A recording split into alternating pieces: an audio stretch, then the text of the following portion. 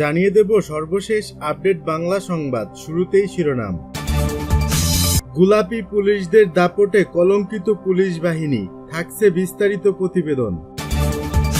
ভারতে পালাতে গিয়ে প্রাণ গেল ছাত্রলীগের সাবেক সাধারণ সম্পাদকের। আরও 10 দিনের রিমান্ডে আনিসুল হক, সালমান এফ রহমান ও জিয়াউল। বিচারপতি মানিক হাসপাতালে ভর্তি। এতক্ষণ শুনছিলেন সংবাদ শিরোনাম, এখন থাকছে বিস্তারিত। প্রিয় দর্শক, বিস্তারিত ভিডিও দেখার আগে সকলের কাছে অনুরোধ থাকবে ভিডিওটিতে একটি লাইক ও শেয়ার করে ছড়িয়ে দিন এবং কমেন্ট করে জানিয়ে দিন আপনার মূল্যবান মতামত। আর হ্যাঁ প্রিয় দর্শক, জানিয়ে দিন ভিডিওটি কোথা থেকে দেখছেন। গোপালী পুলিশদের দাপটে কলঙ্কিত পুলিশ বাহিনী। 2009 সালে ক্ষমতায় আসার পর হাসিনা তার ক্ষমতা টিকিয়ে রাখার জন্য মাস্টার প্ল্যান করেন।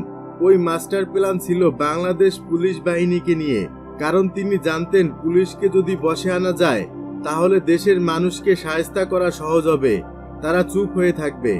জানা গেছে হাসিনা ক্ষমতায় আসার পর পুলিশ বাহিনীতে 32,000 সদস্য নিয়োগ করা হয়, যার মধ্যে 8,000 ছিল গোপালগঞ্জ জেলার। নিয়োগের ক্ষেত্রে এই দলীয়করণের আদেশ আগে থেকে দিয়ে রেখেছিলেন হাসিনা।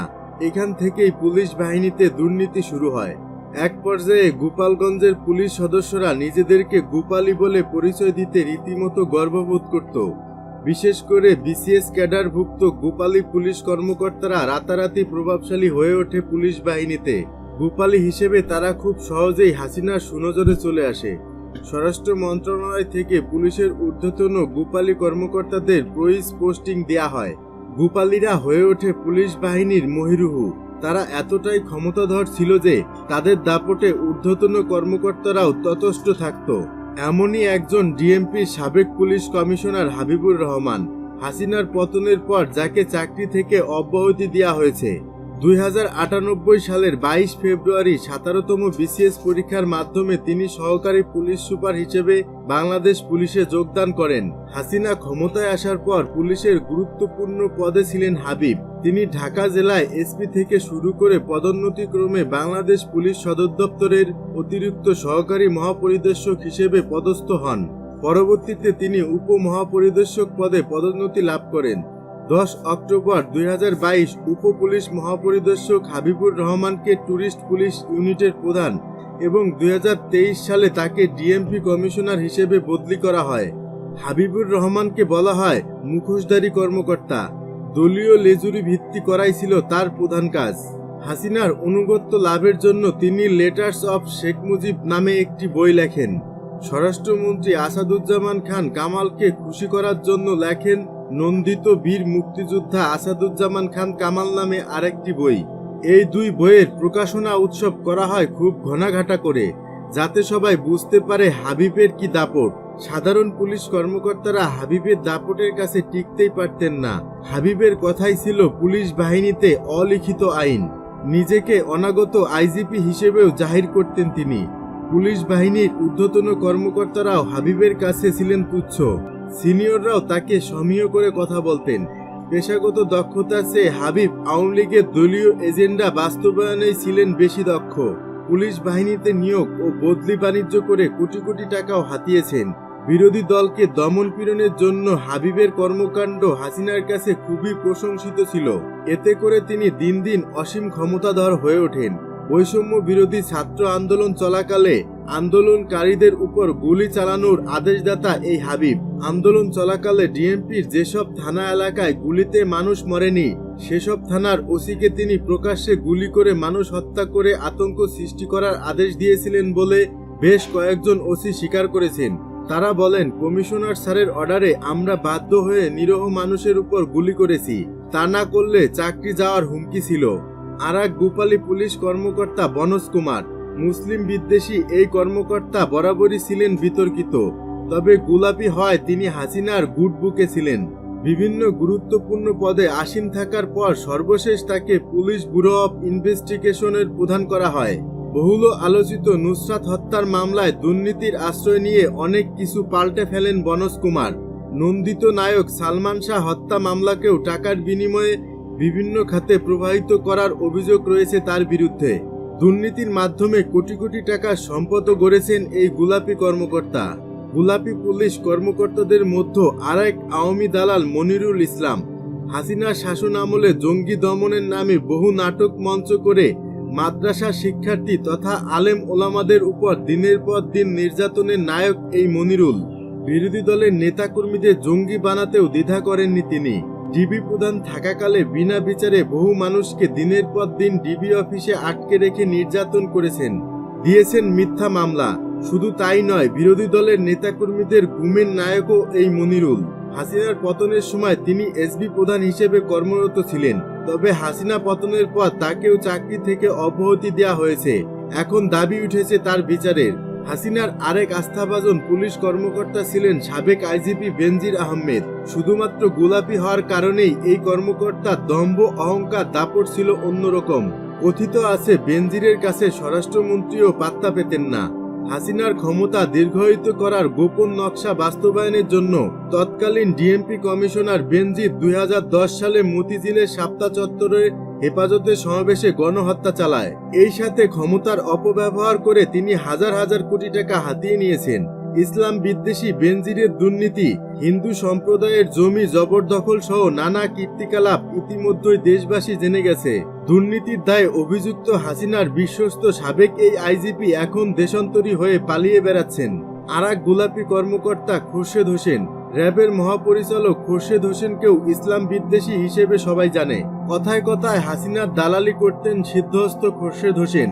বিরোধী দলীয় নেতাকর্মীদের গ্রেপ্তার, হয়রানি সহ বহু মিথ্যা মামলা করেছেন। বিচার বহির্ভূত হত্যাকাণ্ড সহ তার বিরুদ্ধে বিরোধী দলীয় নেতাকর্মীদের গুম করারও অভিযোগ রয়েছে। হাসিনার শাসনামলে 15 বছর 7 মাসে ডিএমপিতে গোলাপি ইন্সপেক্টরদের ঢালাওভাবে থানার ওসি হিসেবে নিয়োগ দেওয়া হয়েছে। বিশেষ করে 2014 সালে নির্বাচনের আগে জামায়াত নিধনের মিশন হিসেবে গোলাপিদের থানায় থানায় ওসি হিসেবে নিয়োগ দেওয়া হয়।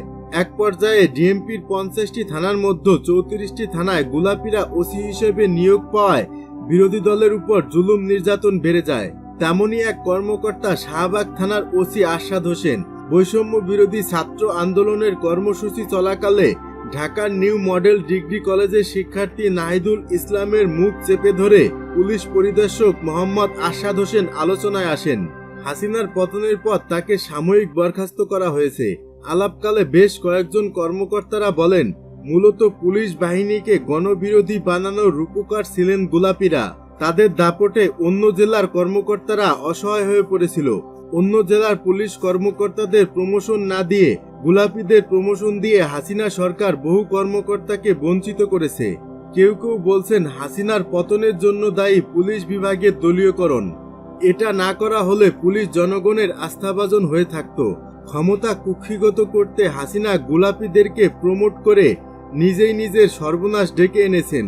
আরও 10 দিনের রিমান্ডে আনিসুল হক, সালমান এফ রহমান ও জিয়াউল।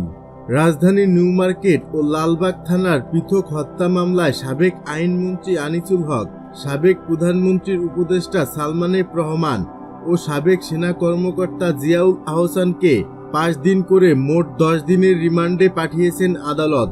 শনিবার রাতে শুনানি শেষে ঢাকার চিফ মেট্রোপলিটন ম্যাজিস্ট্রেট আদালত এই আদেশ দেন। আদালত সূত্রে জানা যায়, লালবাগ থানায় দায়ের করা আইডিয়াল কলেজ শিক্ষার্থী খালেদ সাইফুল্লাহ হত্যা মামলায় 5 দিন এবং নিউ মার্কেট থানায় আরেকটি হত্যা মামলায় 5 দিনের রিমান্ড মঞ্জুর করেন আদালত। প্রসঙ্গত, ঢাকা কলেজের সামনে হতাহতের ঘটনায় 10 দিনের রিমান্ড শেষে শনিবার সালমান এফ রহমান ও আনিসুল হককে আদালতে তোলা হয়। তাছাড়া একই সাথে রাজধানীর নিউ মার্কেট থানার শাহজাহান হত্যা মামলায় 8 দিনের রিমান্ড শেষে জিয়াউল আহসানকেও আদালতে তোলা হয়। উল্লেখ্য, গত 13 আগস্ট নৌপথে পালানোর সময় কোস্টগার্ডের হাতে গ্রেপ্তার হন সালমান এফ রহমান ও সাবেক আইনমন্ত্রী আনিসুল হক। অপরদিকে 15 আগস্ট জিয়াউল আহসানকে খিলখিয়াত এলাকা থেকে গ্রেপ্তার করার কথা জানায় পুলিশ। বিচারপতি মানিক হাসপাতালে ভর্তি।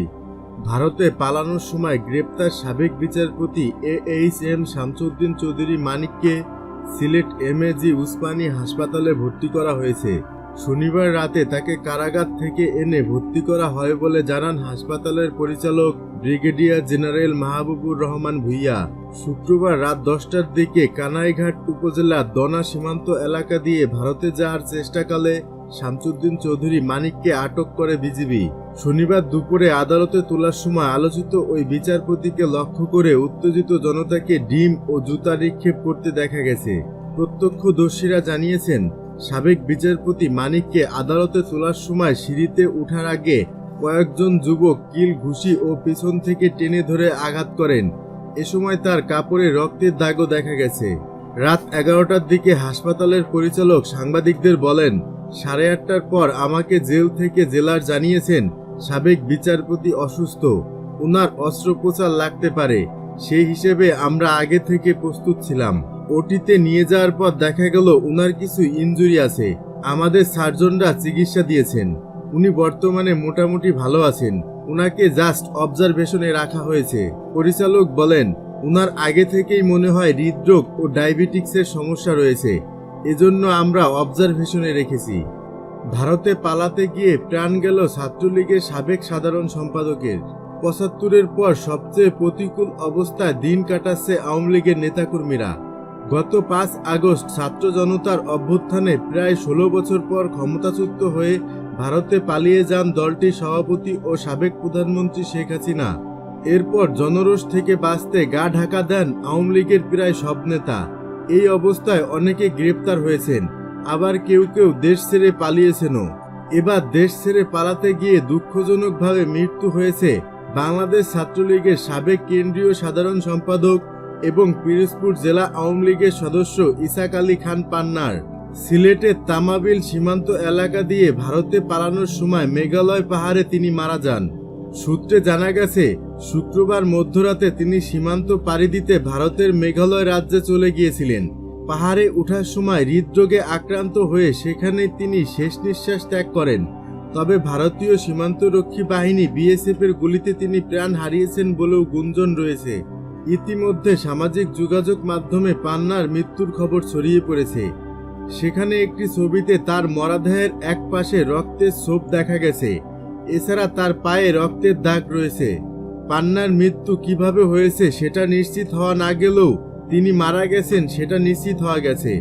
অনেকে সামাজিক যোগাযোগ মাধ্যমে পোস্ট করে শোক জানাচ্ছেন।